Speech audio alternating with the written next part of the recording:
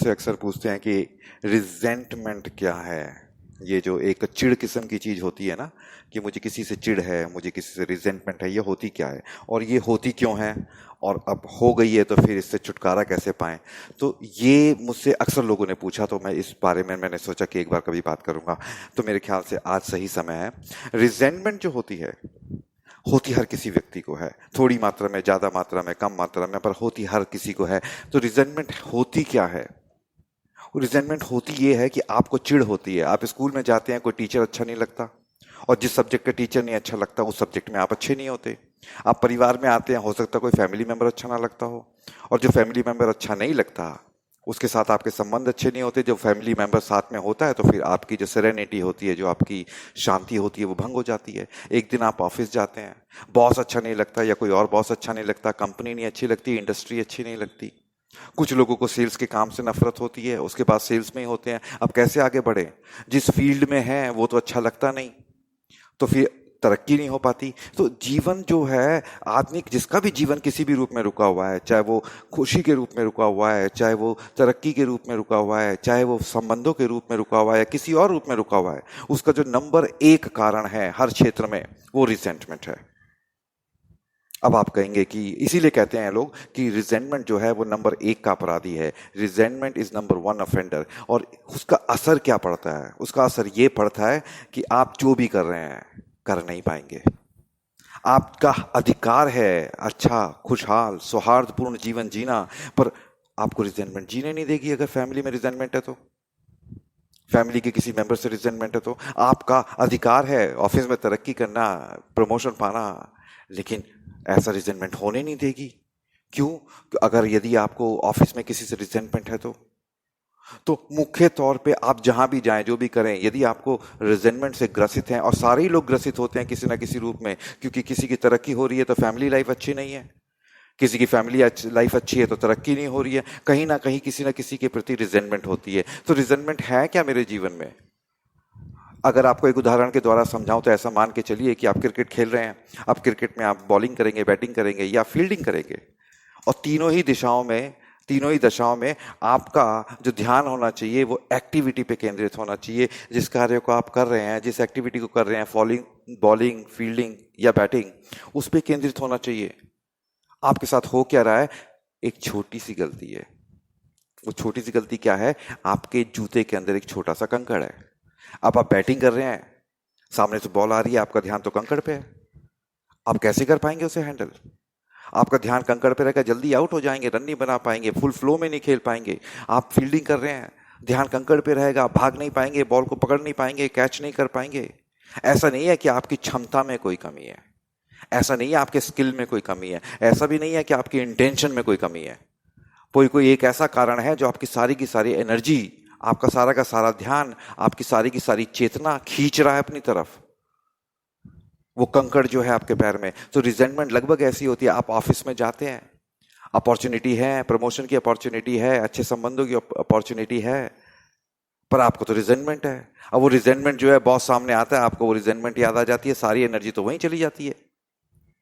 और बात यहां पे बॉस की नहीं हो रही, बात आपकी हो रही है, क्योंकि कंकड़ आपके जूतों में है। बॉस क्या करेगा? बॉस को क्या करना चाहिए था, वो उसकी जिम्मेदारी है, उसके बारे में तो बात नहीं हो रही, क्योंकि वो मैटर नहीं करता। मैटर ये करता है कि जो कंकड़ है वो आपके जूते में है। ये तो ऐसी बात हो गई, आप फील्डिंग कर रहे हैं, आपके जूते में कंकड़ है, और बैट्समैन ने उधर कोई बॉल मार दी, ये रिजेंट करना कि बैट्समैन ने इधर कोई बॉल क्यों मारी। अरे भैया, आपके जूते में कंकड़ नहीं होती तो आप भाग के पकड़ लेते। तो अब चक्कर क्या है रिजेंटमेंट का, कि आप मान के चलिए, आप दूध लेके जा रहे हैं, आपने दूध वाले से दूध लिया, दूध तो डाल लिया, आगे लेके घर पहुंचे तो बर्तन खाली, दूध सारा बह गया। क्यों? क्योंकि दूध में छेद था, और छेद जो था वो सारा दूध निकाल गया। इसी प्रकार रिजेंटमेंट है। आपने काम करना शुरू किया, 10 साल बाद देखा कोई खास प्रमोशन नहीं हुई, खास तरक्की नहीं हुई। क्यों? क्योंकि रिजेंटमेंट रही बॉसेस से, कभी इससे, कभी उससे, कभी उससे, कभी इंडस्ट्री से, और वो जो आपकी जो एनर्जी थी वो सोख गया, वो जो रिजेंटमेंट थी वो सोख गई। तो जो ये चिढ़ टाइप की चीज होती है ना, ये नंबर वन ऑफेंडर है, क्योंकि आपके जीवन के हर पहलू को अफेक्ट करती है, कोई पहलू छोड़ती नहीं है। तो अब इसका करा क्या जाए, और रिजेंटमेंट का असर क्या होता है पता है? जैसे आपके किचन में 5 चूहे हैं मरे हुए, आप जाते हैं, बदबू आती है, आप धूप बत्ती वगैरह जलाते हैं, खिड़की खोलते हैं, एग्जॉस्ट चलाते हैं, बदबू टेम्परेरीली चली जाती है, थोड़ी देर बाद बदबू फिर आ रही है, क्योंकि चूहे तो वहीं के वहीं हैं। तो रिजेंटमेंट जो है उसी तरह से है। ऑफिस में आप गए, बॉस हुआ, बॉस से आपकी कोई रिजेंटमेंट है किसी चीज को लेके, किस चीज को लेके है वो कभी और डिस्कस कर लेंगे, लेकिन रिजेंटमेंट है। कभी आपका साथ नहीं दिया, कभी आपकी इंसल्ट करी, कभी आपको काम ज्यादा दे दिया, किसी भी कारण से रिजेंटमेंट है। पर है, कभी कभी उसकी शक्ल पसंद नहीं होती, कभी कभी उसका धर्म, जाति, ये सब पसंद नहीं होता, कभी कभी वो जिस तरीके से खाता उठता बैठता है वो पसंद नहीं होता, कभी कभी वो किसी और का सपोर्ट ज्यादा करता है, ये सोच होती है, इस कारण से नहीं होता। कभी कभी उसकी उम्र कम होती है, आपको लगता है यार मैं इतनी उम्र का हो गया, मेरा प्रमोशन नहीं हुआ, ये मेरा बॉस है, बहुत बुरा लगता है। तो कभी कभी पता नहीं कितनी कितनी चीजें लगती हैं। तो बात उनकी अभी नहीं हो रही, किसी भी कारण से रिजेंटमेंट हो सकती है, चूहा किसी भी कारण से मर सकता है, लेकिन आके मेरे किचन में बैठा हुआ है, मेरे किचन में सड़ रहा है, उसकी बदबू आ रही है। तो अब जीवन में रिजेंटमेंट क्या है ये तो मोटे मोटे तौर पे आप समझ गए हैं। ये पैर में आया वो कंकड़ है जूते के अंदर, जो चैन से खड़ा भी नहीं होने दे रहा, फील्डिंग, बैटिंग, बॉलिंग की तो बात छोड़ो। और ये मस्तिष्क में आई वो रिजेंटमेंट है जो ऑफिस में जाने का, ऑफिस जाऊं इस बात का मन तक नहीं करता, आप ऑफिस में प्रोग्रेस की बात कर रहे हो। अब कभी कभी तो पत्नी पति के बीच में हो जाती है, तो कैसे सौहार्दपूर्ण जीवन होगा, है ना। तो रिजेंटमेंट जो है वो नंबर 1 ऑफेंडर है, क्योंकि 24 घंटे परेशान रखता है आपको, यहां तक कि आपके सपने तक अफेक्ट कर देता है। जो रात को सपने देखते हो ना आप लोग, उनको भी अफेक्ट कर देता है। तो आपके जीवन की जितनी उन एनर्जी होती है ना, वो सोख लेता है। कोई आदमी आपके 2 लाख लेके भाग गया, कोई टेंशन नहीं है। कोई आदमी आपको रिजेंटमेंट दे गया, ज्यादा बड़ी टेंशन है। 2 लाख तो आ जाएंगे, पर जो 2 लाख लेके भागा है, वो 2 लाख तो कहीं ना कहीं सब जुगाड़ कर लेंगे, पर जो उसके प्रति जो घृणा है वो आपको ज्यादा असर डालेगी। अगर आप उसे माफ कर पाते उस समय पे ही, तो 2 लाख कहीं और से आ जाते, काम बराबर हो जाता। तो ये रिजेंटमेंट का असर जीवन पे क्या पड़ता है, ये मोटे मोटे तौर पे समझने वाली बात है। आपके यहां पर आपको ऐसा नहीं है कि आपकी जिंदगी में तरक्की नहीं है, खुशी नहीं है, प्रेम नहीं है, सौहार्द नहीं है, हेल्थ नहीं है, ये सब कुछ है, पर सप्लाई में कचड़ा अटका पड़ा है। जो पानी की जो सप्लाई आ रही है ना, सप्लाई तो आ रही है, पाइप भी आ रहा है, टैप भी है, कनेक्शन भी है, सब कुछ फिट है, पर जो पाइपलाइन है उसमें कहीं ना कहीं कुछ अटका पड़ा है, कुछ गार्बेज, कुछ चोक हो रहा है। और वो चोक हटे तो सप्लाई आ जाए। भाई ऐसा कोई आपको बैटिंग, फील्डिंग या बॉलिंग करनी नहीं आती, कंकड़ हटे तो आप नॉर्मल हो तो फिर आप कर दो काम। ऐसा कोई आपको तरक्की करनी नहीं आती, ऑफिस में काम अच्छे से नहीं करना आता, वो सब कुछ आता है। और रिजेंटमेंट हटे तो काम हो जाए। तो जीवन जो रिजेंटमेंट है ना, रिजेंटमेंट भरी पड़ी है जीवन में। किसी भी एरिया में अगर तरक्की नहीं हो रही, खुशहाली नहीं हो रही, सौहार्द नहीं आ रहा, प्रेम नहीं आ रहा, करने का मन नहीं करता, कहीं ना कोई रिजेंटमेंट अटकी पड़ी है। तो अब अच्छा, ये भी एक खास बात है कि जीवन में ज्यादा चीजों को पाने की जरूरत नहीं है, क्योंकि जीवन में जो भी जरूरी है वो ऑलरेडी है। बस समस्या इतनी है कि कहीं ना कहीं सप्लाई में रोक पड़ी हुई है, कहीं ना कहीं जो पाइपलाइन है वो चोक्ड है। और कभी कभी लगता है कि भाई ये तो किसी और के कारण चोक है, अगर उसने ऐसा ना करा होता तो शायद मेरे मन में रिजेंटमेंट ना होती। अरे रिजेंटमेंट इस कारण से नहीं तो किसी और कारण से होती, पर रिजेंटमेंट होती। अब है तो हटाना है। अब सामने वाले ने कचड़ा अटकाया या आपने अटकाया, घर तो आपका है ना, आपको तो सप्लाई चाहिए ना, जीवन तो आपका है ना, तो जिम्मेदारी हटाने की तो आप ही की रह गई, हमारी ही रह गई, किसी और से क्या उम्मीद करें। अब प्रश्न ये आता है कि भैया मैं मान भी लिया कि चलो मुझे बॉस से रिजेंटमेंट है, परिवार में किसी से रिजेंटमेंट है, घर में समाज में किसी से रिजेंटमेंट है, अब जाने कैसे दूं, और जा क्यों नहीं पाती ये रिजेंटमेंट, दरअसल जा क्यों नहीं पाती। मुझे सालों से रिजेंटमेंट है बॉस के साथ, आज भी है, अब जा नहीं पाती। जब भी वो दिखता है मुझे वो चीज याद आ जाती है, तो जाने कैसे। अब होता क्या है, रिजेंटमेंट इसलिए नहीं जा पाती क्योंकि इंसान के अंदर एक प्रवृत्ति होती है हिसाब बराबर करने की। अगर मैं आपसे आज गुड मॉर्निंग करूं, आपको विश करूं, आपको अप्रिशिएट करूं कि भाई आप बहुत अच्छा काम करते हैं, बहुत सुंदर है, बहुत नेक दिल है, बहुत जेन्युइन है, बहुत ओरिजिनल है, हो सकता है कि आप सामने मेरे ना बड़ाई करें, पर पीछे जाके कहीं ना कहीं किसी से कहेंगे यार वो आदमी अच्छा है। और आप ऐसा क्यों कर रहे हैं, वो इसलिए कर रहे हैं कि हर इंसान के अंदर से एक प्रवृत्ति होती है कि हिसाब बराबर करना है। अब ये तो रही अच्छी बातों की बात, आप हमेशा हिसाब बराबर करना चाहते हैं। जिसने आपको कुछ दिया है, आप हमेशा उसे कुछ ना कुछ देना चाहते हैं। तो ये प्रवृत्ति बोल रहा हूं। आप हिसाब बराबर कर पाए या ना कर पाए एक दूसरी बात है, लेकिन आपके अंदर इस बात का हमेशा हमेशा ये ख्वाहिश रहेगी कि कब जब मौका मिले जब भी मैं हिसाब बराबर कर दूं। इस आदमी ने मेरी मदद करी है, मैं इसकी भी मदद कर दूं जैसे ही मौका मिले मुझे। तो अब होता क्या है कि रिजेंटमेंट के केस में यह हो जाता है कि आप सोचते हैं कि सामने वाले ने मेरा नुकसान किया है और आप वेट करते रहते हैं। बॉस ने आपकी इंसल्ट करी, बॉस ने आपसे इस तरीके से बात नहीं करी। अब आप सोचते हैं कि काश मैं इसका बॉस होता, काश मैं इसकी कंप्लेन कर पाता तो मैं इसको सही कर देता। ऐसा मौका आता नहीं कभी भी। आप सोचते हैं मौका है, हिसाब बराबर कर दूं तो रिजेंटमेंट चली जाएगी, बदला ले लूं। बदला लेने का मौका कभी मिलता नहीं और रिजेंटमेंट जस की तस बनी रहती है। न्याय उस प्रकार से हो नहीं पाता। और मैं ये नहीं कह रहा कि वो न्याय है, क्योंकि आप अटैक करेंगे फिर वो दूसरा अटैक करेगा, फिर दूसरा केस खुल जाएगा, एक के केस के बाद दूसरा केस खुल जाएगा, लेकिन रिजेंटमेंट का सिलसिला बरकरार रहेगा। पहले इस कारण से थी, फिर दूसरे कारण से हो जाएगी, दूसरे को छोड़ के तीसरे कारण से हो जाएगी, पर रिजेंटमेंट हमेशा बनी रहेगी। तो अब रिजेंटमेंट से छुटकारा क्यों नहीं पाते हम? उसका बस कारण यह है कि हम हिसाब बराबर करने की प्रक्रिया में लगे हुए हैं। हम सोचते हैं किसी तरह से अपना बदला पूरा कर दो। तो ये बदला पूरा करने की जो हमारी टेंडेंसी है ना, हिसाब बराबर करने की, इसको छोड़ना पड़ेगा। और हमारे यहाँ पे एक कहावत है कि भाई अठन्नी ढूंढने के लिए 2 रुपए की मोमबत्ती नहीं फूकी जाती। मान भी लो कि आपको 5 रुपए की रिजेंटमेंट है, आप 50 रुपए की जिंदगी क्यों खर्च कर रहे हैं उसके लिए? ऑफिस बॉस जो है उसने आपकी एक बार इंसल्ट कर दी, पर उसके लिए अपना जॉब, अपना वहां जो रहना है, अपनी तरक्की, इतनी सारी चीजें क्यों बर्बाद करने में लगे हुए हैं? आपको इतनी सारी चीजों को बर्बाद करने की आवश्यकता नहीं है। यहां पर 5 रुपए की बात है, 5 रुपए में सेटल नहीं हो पा रही तो छोड़ दो। 50 रुपए की जो जिंदगी है उसे मत खो। 2 अठन्नी ढूंढने के लिए, 50 पैसे ढूंढने के लिए 2 रुपए की मोमबत्ती नहीं फूकी जाती है। अगर अठन्नी मिल भी गई, 2 रुपए की मोमबत्ती फूक जाएगी तो नुकसान ही होगा 1.5 रुपए का। तो ये जो हिसाब बराबर करने की प्रवृत्ति है ना, ये तो छोड़नी पड़ेगी।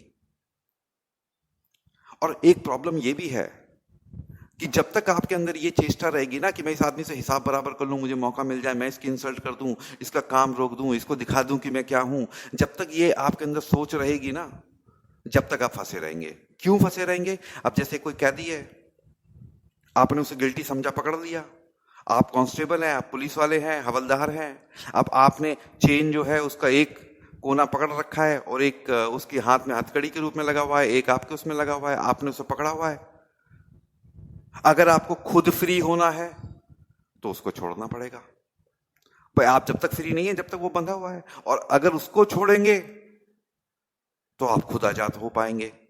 मतलब मान लो कि आपके अंदर कोई, आपके पास कोई ऐसी कोठरी है जहां पे आपने अपराधी बंद कर रखा है, जब तक अपराधी है आपको पहरा देना पड़ेगा। और अगर खुद आजाद होना है तो उस अपराधी को छोड़ना पड़ेगा। तो रिजेंटमेंट जो आपकी जिंदगी को लगातार इफेक्ट करती जा रही है जिस आदमी के प्रति, अगर खुद आजाद होना है तो उसे माफ करना पड़ेगा, उसे जाने देना पड़ेगा। और जब कैद में कोई कैदी नहीं रहेगा तो आप भी वहां खड़े रह के क्या करेंगे? जब कोई कैदी नहीं जिसे तुम्हें रोकना है, जिसके ऊपर पहरा देना है, जिसके ऊपर बंदिश रखनी है, जब वो ही नहीं है तो आप भी वहां खड़े रह के क्या करेंगे? वो तो अब उसे आजाद कर दिया, वो चला गया, तो आप भी जाइए, आराम कीजिए, मजे करिए जिंदगी में। तो क्यों नहीं छोड़ पाते हैं? क्योंकि हम कैदी को रिलीज नहीं करना चाहते। आपके जिसके प्रति भी रिजेंटमेंट है, अपनी चेतना के अंदर, अपने मन के अंदर, अपनी इमोशन के अंदर, आप उसे कैदी के रूप में रखते हैं। अब कैदी है तो आपको खड़ा रहना पड़ता है, वो भी कैद में है, आप भी कैद में हो। ये तो बस 2 शब्द हैं कि एक हवलदार है, दूसरा कैदी है। दरअसल दोनों कैदी हैं, दोनों आजाद नहीं है। कैदी कौन हुआ? जो आजाद नहीं है। और इस स्थिति में दोनों आजाद नहीं है। एक आजाद नहीं हो सकता। केवल कैदी आजाद हो जाए, आप आजाद ना हो, या केवल आप आजाद रहो, कैदी आजाद ना रहे, ये कभी नहीं हो सकता। होंगे आजाद तो दोनों ही होंगे, क्योंकि बेड़ी से दोनों बंधे हुए हैं। बस एक बेड़ी के इस तरफ है, दूसरा बेड़ी के इस तरफ है, एक कोठरी के इस तरफ है, दूसरा कोठरी के बाहर है, बस इतना ही है, लेकिन बंधे दोनों हुए हैं। आजाद होंगे तो दोनों होंगे। पत्नी के साथ रिजेंटमेंट है, जाने देना पड़ेगा।